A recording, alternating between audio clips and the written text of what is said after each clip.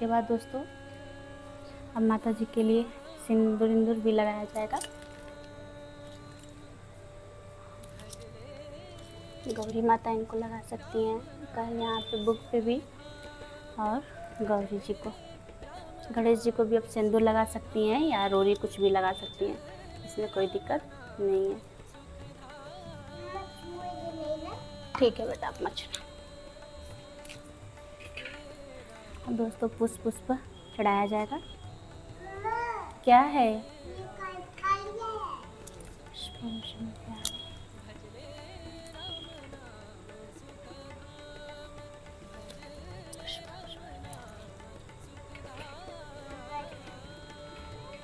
आप शंकर जी हैं तो शंकर जी के लिए आप अलग से बेलपत्र भी चढ़ा सकते हैं। यहाँ पे देखिए मैं चढ़ा रही हूँ बेलपत्र, और शंकर जी को सफ़ेद पुष्प चढ़ाया जाता है तो मैं सफ़ेद पुष्प भी चढ़ा रही हूँ। और माता जी के लिए लाल पुष्प आप समर्पित कर सकते हैं। तो देखिए मैं लाल पुष्प समर्पित कर रही हूँ, और करवा माता के लिए भी लाल पुष्प, और जय करवा माता। शंकर जी को दोस्तों अष्टगंध लगता है तो मैं अष्टगंध लगाऊंगी शंकर जी को। ये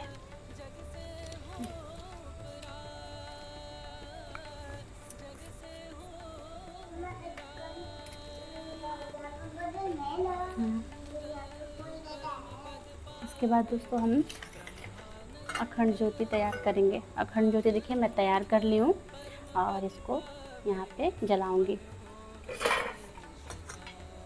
तो अखंड ज्योति में भी दोस्तों आप थोड़ा सा चावल पुष्प डाल सकते हैं नीचे।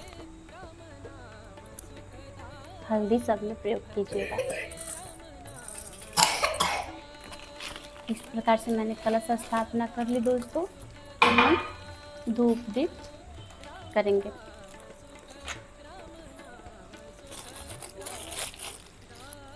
अखंड ज्योति में दोस्तों तेल भी जलाएंगे।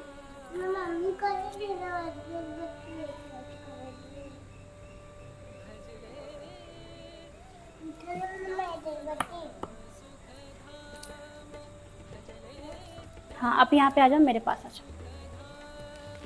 जल जाओगे ना बेटा, अच्छे से रहो।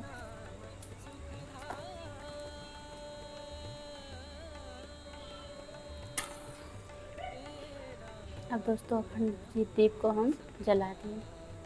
अखंड ज्योत हमारी तैयार होगी तो हम जला दिए, और सारी सामग्री हम यहाँ पे रख दिए हैं।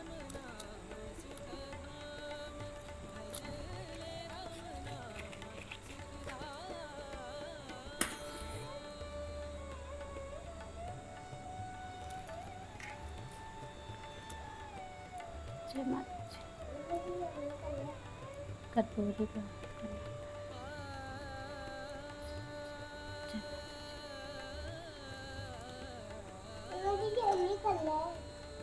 लीजिए, कर लीजिए।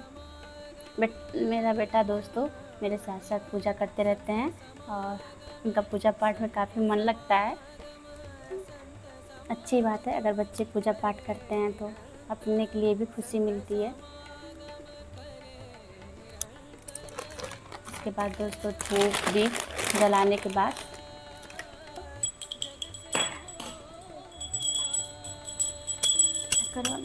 दोस्तों धूप दीप दिखा करके फिर भगवान जी, फिर करवा माता की आप कथा कर सकते हैं। इस प्रकार से दोस्तों हम कलश स्थापना किए हैं। पूरा विधिवत आप इस तरह से करवा माता की स्थापना करके पूजा पाठ कर सकती हैं।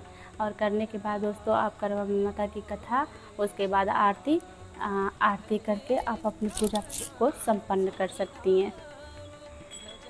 करवा माता का कलश स्थापना इस प्रकार से हमने कर दिया है, और आप इसे अच्छे से देख करके कर सकते हैं। एक साहूकार था जिसके 7 बेटे और एक बेटी थी। सातों भाई व बहन एक साथ बैठकर भोजन करते थे। एक दिन कार्तिक की चौथ का व्रत आया तो भाई बोला कि बहन आओ भोजन करें।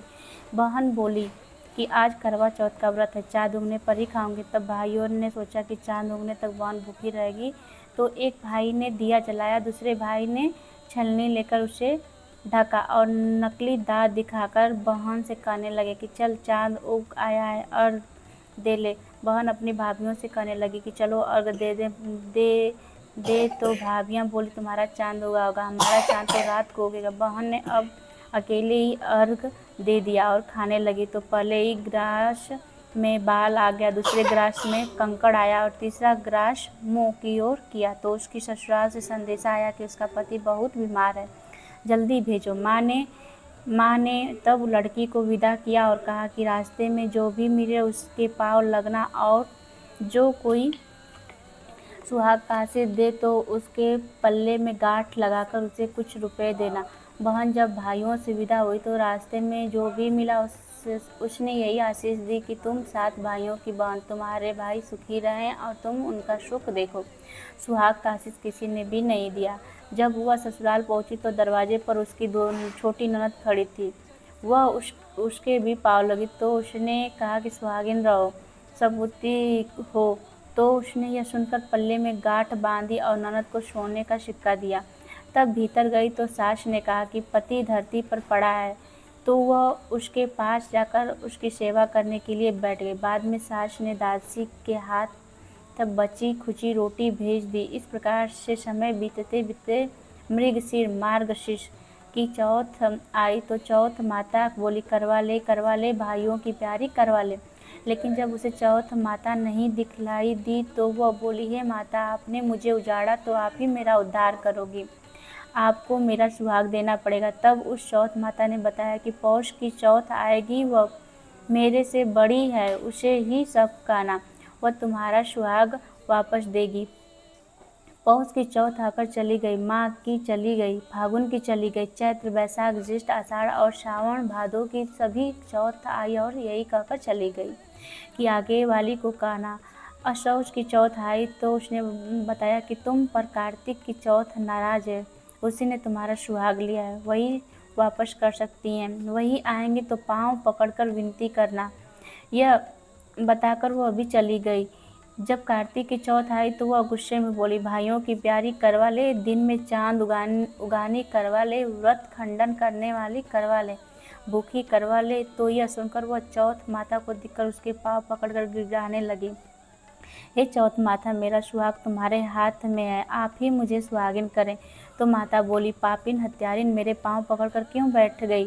तब वह बोली कि जो मुझसे भूल हुई उसे क्षमा कर दो, अब भूल नहीं करूँगी। तो चौथ माता ने प्रसन्न होकर आँखों से काजल, नाखून में से मेहंदी और टीके में से रोली लेकर छोटी उंगली से उसके आदमी पर छींटा दिया तो वह उठकर बैठ गया और बोला कि आज मैं बहुत सोया हूँ। वह बोली, क्या सोए, मुझे तो 12 महीने हो गए, अब जाकर चौथ माता ने मेरा सुहाग लौटाया।